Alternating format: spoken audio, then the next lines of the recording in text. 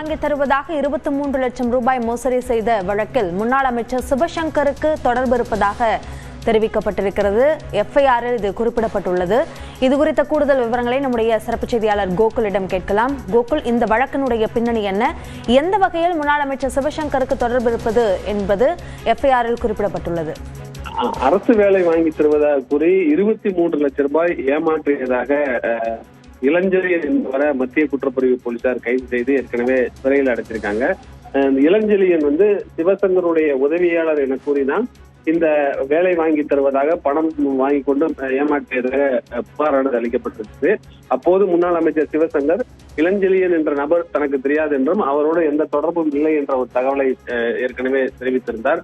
தற்போது முதல் தகவல் அறிக்கையில் இருக்கக்கூடிய தகவல் வெளியாகிறது. அதுல ஏற்கனவே முன்னாள் அமைச்சர் சிவசங்கரை பாதிக்கப்பட்ட புகார் அளித்திருந்த ஓய்வு பெற்ற காவலர் சீனிவாசன் என்பவர் ஏற்கனவே தலைமைச் செயலகத்துல சந்தித்ததாகவும் அமைச்சரை நேரடியாக சந்தித்து பேசியதாகவும் வேலைக்காக அந்த பணம் பெறப்பட்டிருப்பதாகவும் அந்த உங்களுடைய வேலை நிச்சயமாக உங்களுக்கு வழங்கப்படும் என்று அமைச்சர் நம்பிக்கை தெரிவித்திருப்பதாக அந்த புகார்ல குறிப்பிட்டிருக்கார்.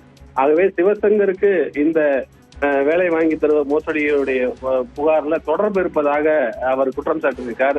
தொடர்ந்து ஏற்கனவே முன்னாள் முதலமைச்சருடைய குடும்பத்தினருடைய பெயரை ஏற்கனவே கைது செய்யப்பட்டிருக்கக்கூடிய இளஞ்செழியன் பயன்படுத்தியதாகவும் இளஞ்செழியனுடைய தாய் முன்னாள் அமைச்சர் சிவசங்கருடைய ஆசிரியர் என்பதால் நாங்கள் இருவரும் நெருக்கமாக இருக்கிறோம் என்ற ஒரு நம்பிக்கையை பாதிக்கப்பட்டவர்களிடம் இளஞ்செழியன் ஏற்படுத்தியதாக முதல் தகவல் அறிக்கையில குறிப்பிடப்பட்டிருக்கிறது.